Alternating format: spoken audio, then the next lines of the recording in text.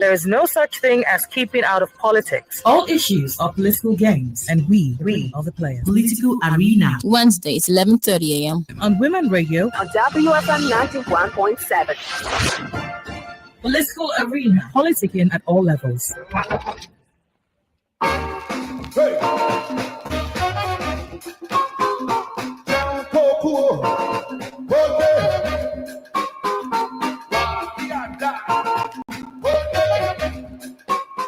All right, good morning and welcome to Political Arena on Women Radio 91.7 FM, the voice of women and Nigeria, first radio station for women and their families. Political Arena is a program where we take a closer look at politics in Nigeria through the lens of inclusion and representation. In the next few weeks on the program, our focus is on the reserved seats or special seat bill, a proposal that has sparked nationwide conversation. The bill seeks to increase women's representation in parliament by creating special seats for them. Nigeria currently records one of the lowest number of women in politics across Africa, and this bill aims to close that gap. But how will it work in practice? What are the benefits, the challenges, and the controversies surrounding it? To help us unpack all of this, I am joined by political analyst Austin Aigbe. Together, we'll explore how the special seats could reshape Nigeria's democracy. Remember, you can also be part of the conversation this morning by dialing the number 07000 917 917 or 091 55 917 917 or sending a text or WhatsApp message to 070 317 56537. Don't forget, we are also live on all our social media platforms or online at wfm917.com. This is Political Arena on Women Radio 91.7. My name is Emmanuel Olomede. Welcome on board.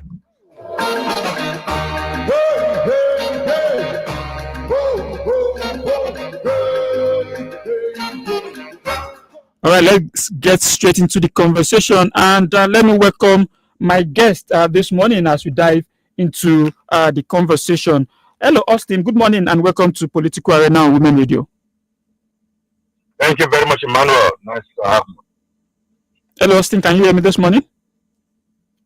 I can hear well.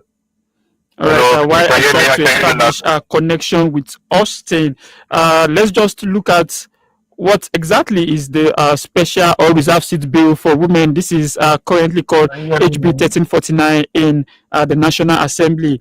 And currently, there has been deliberation on this bill and how it can actually help us, how it can work out well for us. So we take a critical look at this and see how what it is about specially.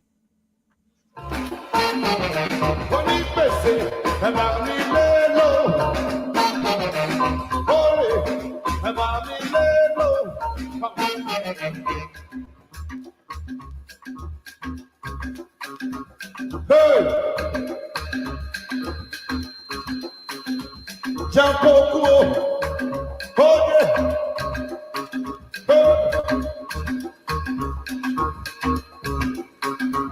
Walk here, down, hold it. Hey! Sharp and quench, hold it. Oh. Emmanuel. Right, hello, Austin. Thank you for coming back to join me on the program. Can you hear me loud and clear now? I can hear you loudly. Can you hear me better now? Thank you very much, Austin. All right, let's just dive into the conversation this morning and see what it is all about. So some people believe that the special seats are pity seats for women. Why do you think this perception persists and how can it be challenged? Thank you very much. Let me reconfirm. Can you hear me better? Yes, I can. Okay. So I know when issues around affirmative action is on the table, people usually look at it from all manner of lenses. Those who will look at it from a positive externality, there are those who will look at it from a negative externality. But it is important that we always provide the facts on the table so people can make informed choices. There is no need to pity or look at the reserved seat B from a pitiable lens or from a pity lens, so to say, because people have argued that if women, there's this slogan that I talked about, what a man can do, a woman can do. And every argument is on the fact that, yeah, if you want to play politics, go and play politics. What a man can do, woman can do, which is true. What a man can do, women can do. However, you have to also look at it from a lens of deprivation. When you look at it from all manner of lenses, for instance, women started to vote in this country more than almost 40 years after men started voting, which means there will be more men who has been in leadership role for a longer time. And that is why in the field of football, the female football and the male football are not merged together. And that is also why when a man or a woman, or a man, let me say man, who eventually transforms to become a female, the energy on the field is always different from the energy of the female. So each one has its comparative advantage. There is a male strength and there's a female strength.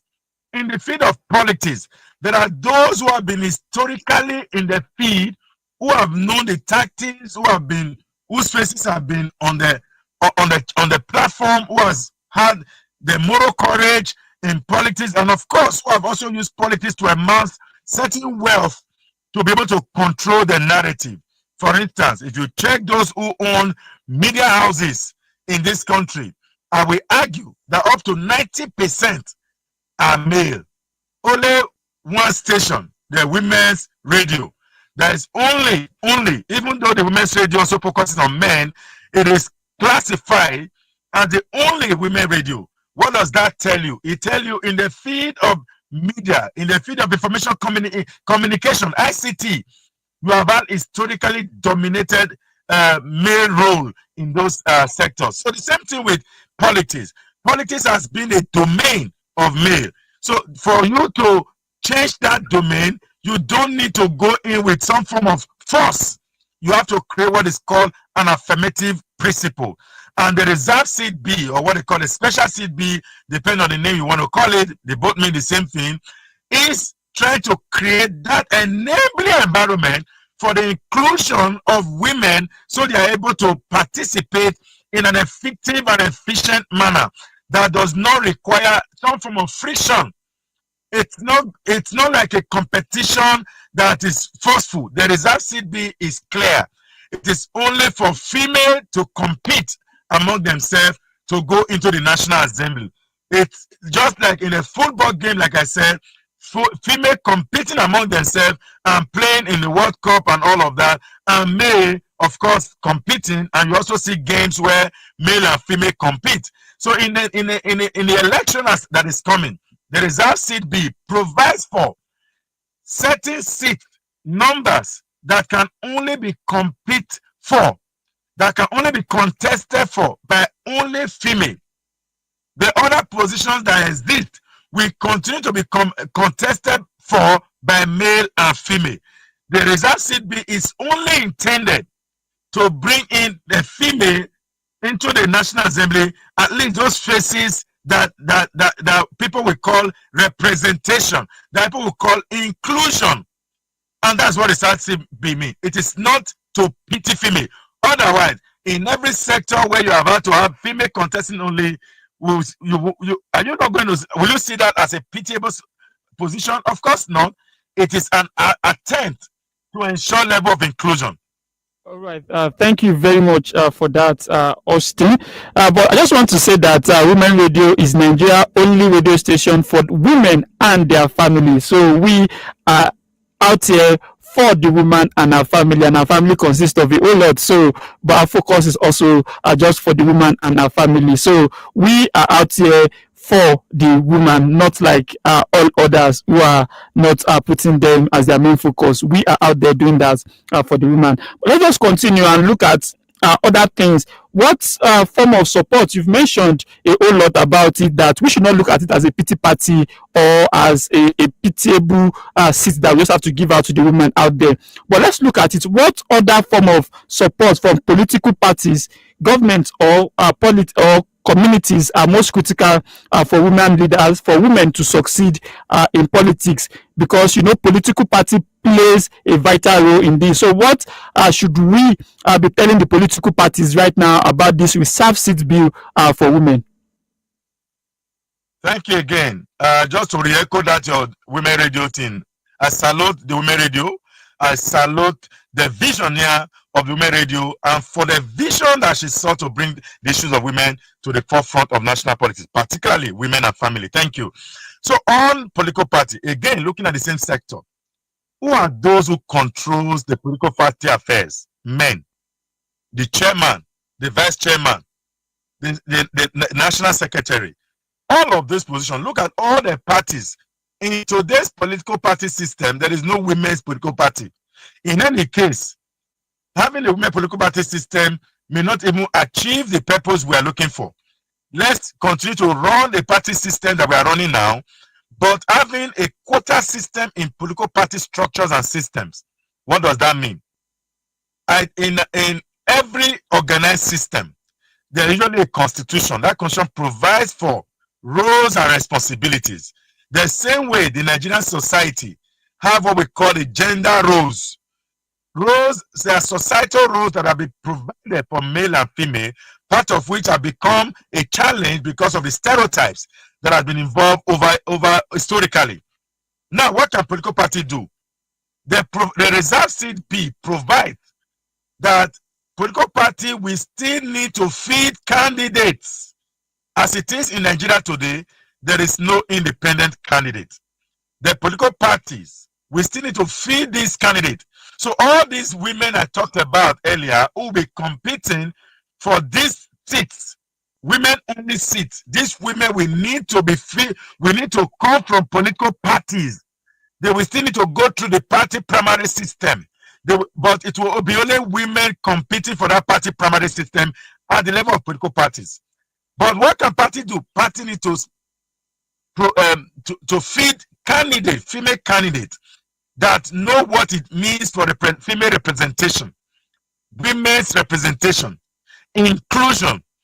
Political party must be cautious not to just feed another level of politicians.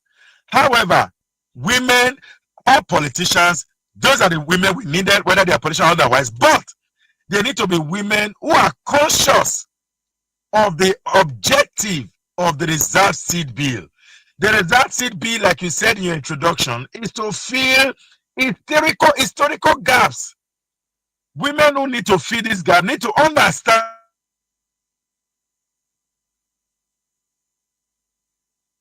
Hello, Austin, can you hear me? Okay, while I wait for Austin to join us back, I don't know if Austin can hear me.